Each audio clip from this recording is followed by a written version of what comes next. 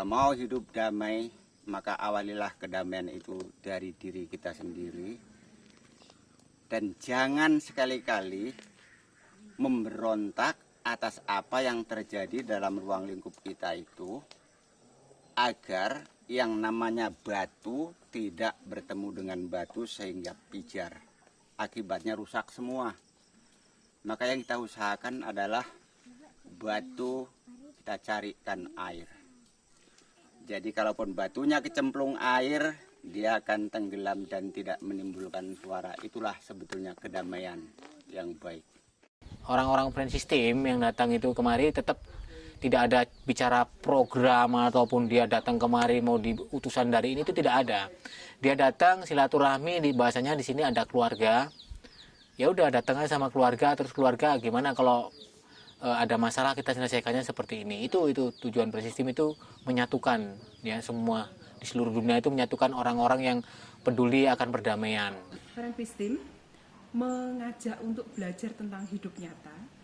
Ini loh kesederhanaan yang nyata itu apa? Sampai konsumtif itu suatu kesederhanaan juga. Dan itu harus kita perhatikan sungguh.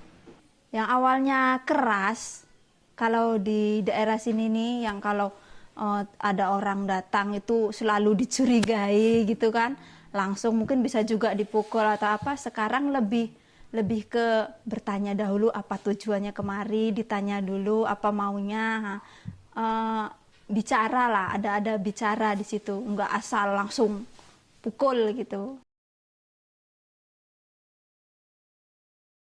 Saya mulai kenal pelatihan hidup tanpa kekerasan waktu itu sebelum MOU antara Aceh dengan pemerintah Indonesia. Kegiatan ini dilakukan di satu desa yang masih trauma konfliknya luar biasa, dan saat itu masih kondisi yang agak masih mencekam. Dan kita masuk ke sini. Sebelum ada Peace Place, ada teman-teman Brand System itu juga memang kekerasan sangat terjadi setiap hari ya mungkin ya. Terjadi setiap hari, setiap saat, dan itu enggak kami pikirkan, enggak terpikirkan, dan itu ternyata itu kekerasan. 2012 awal, tempat yang kita bangun, kita rintis sudah mulai bisa digunakan, dan sampai sekarang sudah ada banyak teman yang terlibat dalam pelatihan HTK, terutama kebanyakan dari mereka memang orang-orang yang mendampingi anak. Ada sebagian memang ibu rumah tangga, petani, tapi salah satu yang menjadi penggerak, motor penggeraknya itu adalah Nani. Mereka juga mau memberikan suatu pengalaman itu dan percaya pada saya gitu. Dan itu yang membuat apa ya? Memberi warna yang berbeda, dan itu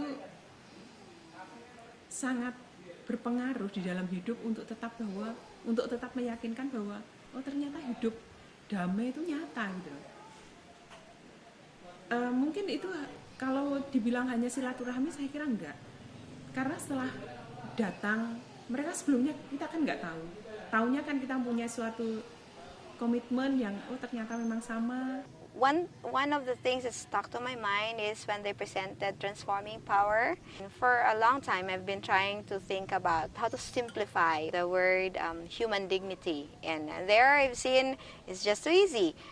Self-respect and caring for others, and put it all together. And that's the basis of Transforming Power. Dulu saya juga orangnya keras, nggak mau ngalah. Tapi setelah saya tahu namanya hidup tanpa kekerasan adalah hidup dengan kekerasan adalah kerugian, maka saya berusaha sedikit demi sedikit mengubahnya untuk menjadi kebaikan yang bermanfaat untuk semua orang. Pengaruh yang besar dalam diri saya itu sepertinya untuk bisa mengendalikan emosi. Itu pengaruh besarnya, bisa mengendalikan emosi, artinya bisa bagaimana kita bisa menghargai orang lain, terus bagaimana kita bisa merubah sikap yang tadinya keras itu, yang emosional gitu, bisa reda. Dan kita di pelatihan itu ada kekuatan perubahan itu.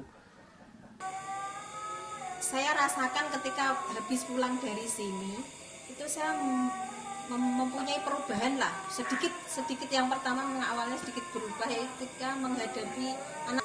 Oh ternyata walaupun anak kecil harus kita hargai juga. Rumah sebelum Ani mengikuti HTK, kalau Ani tuh menghadapi suami Ani biasanya kalau berantem gitu nggak sabar. Tapi sekarang lebih mencoba mengerti, melihat dia itu perlunya apa, kenapa dia marah seperti ini, dan harus cara menghadapinya itu mungkin dengan lebih sabar, dengan dia memberi pengertian juga pendekatan seperti itu. Like in most Nepali societies, we live in a joint family. And because the two of us have been involved in AVP, it has helped us to stay as a unit, as a family, as a group, stay together stronger.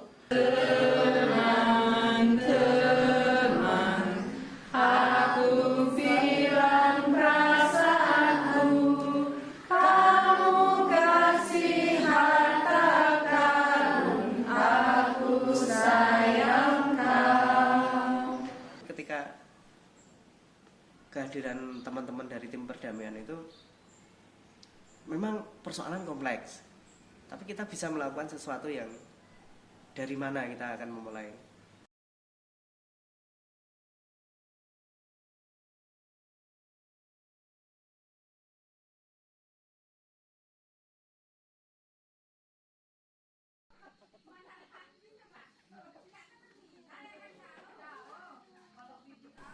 Ketika ikut di dalam pelatihan HTK pertama itu saya merasa nggak mungkin gitu ya, ini nggak mungkin terjadi, ini bisa masalah kami dengan orang yang buat kami sengsara ini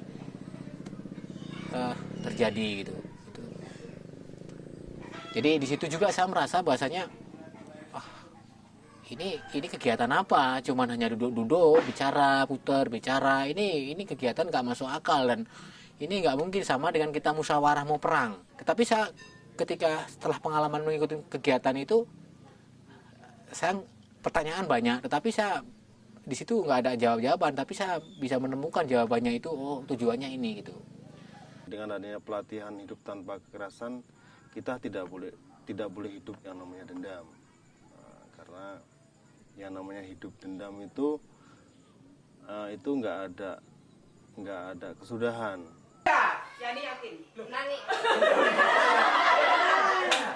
Go.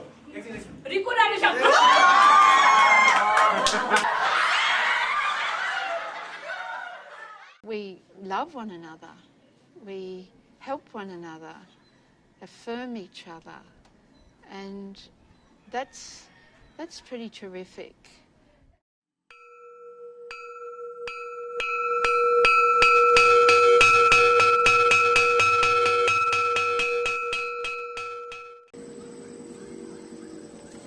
Pasca konflik yang berkepanjangan di Aceh pada awal tahun 99 sampai tahun 2004. Kita ini adalah manusia yang tidak dihargai sama sekali oleh sesama manusia. Ratusan orang, ribuan orang mati pada pasca konflik. Itu memang akses ditutupi. Orang asing nggak boleh masuk. Saya pernah melihat ada orang yang ditembak di depan, tidak masuk GAM, itu pun hal yang sama. Saya tetap bertindak, saya tetap dipukul, saya tetap disiksa. Akhirnya saya mengambil alih untuk bergabung.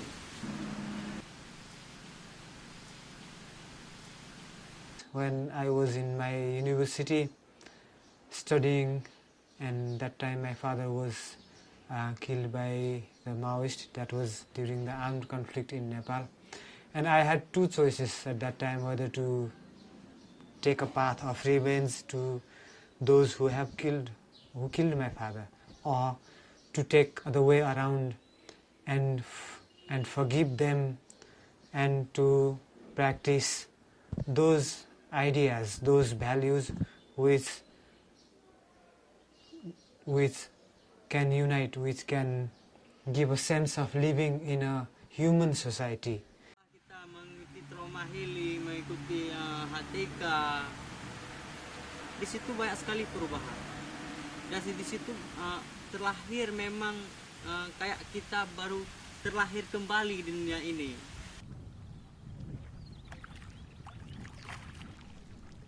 Orangnya kan nggak di atasnya, sekarang kan nggak berani mengatakan jangan, nggak bisa. Orang tua saya berubah sekali karena dulunya kalau marah terlalu marah dan kalau sekarang agak lebih sabar.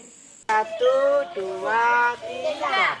Aku berjalan, ikan berenang, ular melata, burung terbang. I would like to encourage every young person as me that I think if we involve now, we would have a lot of time to apply it in our societies to make the world a better place, a more peaceful place. Sebelum kenal itu kalau pendidikan mungkin lebih memaksakan kehendak orang tua atau guru kepada anak. Tapi kalau sesudah kenal dengan HTK, kita harus mengikut kemauan anak, tapi dengan melihat juga anak ini maunya apa, tahapan anak ini sampai di mana, seperti itu. Jadi kita bisa mendukung apa yang diperlukan dia.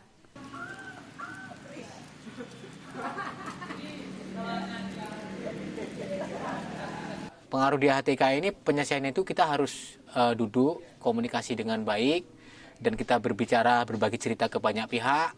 Kita sini ada musyawarah, mufakat, ngambil satu keputusan, kebijakan apa yang harus kita ambil. Dan saya mencoba untuk cara yang baru ini, bagaimana dengan cara ketajaman ini, memang Peace memilih itu untuk mencoba cara dan melakukan, karena di situ ada suatu penghargaan. Orang boleh bersama-sama duduk bersama untuk mengemukakan pendapatnya dan mencoba untuk apa yang benar. You see the power we have to turn around the magnitude of violence we're perpetrating on each other in the earth. And once you see that, this capacity to call people into a peaceful life together, it's hard to give it up. Damai, nggak bermusuhan dan nggak ada masalah dan nggak punya masalah. Dan kita sampaikan juga kepada seluruh masyarakat, kita nggak kalau bisa jangan sampai punya masalah dengan siapapun, dengan pihak manapun. Nah, cuman kita hanya di sini hanya mempertahankan hak kita, hak hidup kita. Karena apa kita berhasil?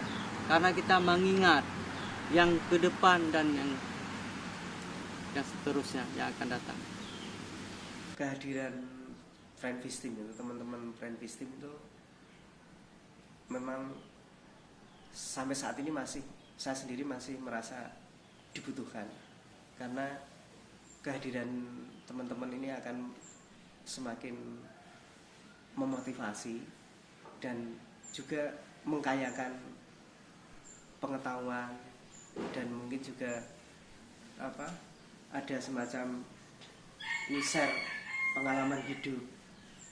Apapun yang Anda lakukan di sana untuk membantu perjuangan kami dengan contoh-contoh yang baik, dengan ucapan yang bijaksana, juga perilaku yang bijaksana, akhirnya kami di sini semua bisa menjadi orang yang seperti sekarang ini.